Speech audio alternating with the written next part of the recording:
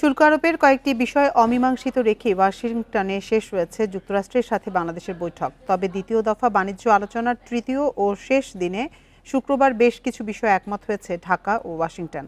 প্রধান উপদেষ্টার প্রেস উইংয়ের পাঠানো এক বার্তায় এসব তথ্য জানানো হয়েছে। দুই দেশের বাণিজ্য মন্ত্রণালয় এ বিষয় নিয়ে আগামীতে আরও আলোচনা করবে জানিয়েছে প্রেস উইং। সেই আলোচনা ভার্চুয়ালি এবং সামনাসামনি দুই প্রক্রিয়াতেই হতে পারে। যুক্তরাষ্ট্রের শুল্ক নিয়ে বৈঠক শেষে বাণিজ্য উপদেষ্টা শেখ বশির উদ্দিন, বাণিজ্য সচিব মাহবুবুর রহমান ও অতিরিক্ত সচিব ডক্টর নাজনীন চৌধুরীর আজ ঢাকায় ফেরার কথা রয়েছে। আলোচনার ধারাবাহিকতা রক্ষায় প্রয়োজনে তারা আবারও যুক্তরাষ্ট্র যেতে পারেন বলে জানায় প্রেস উইং।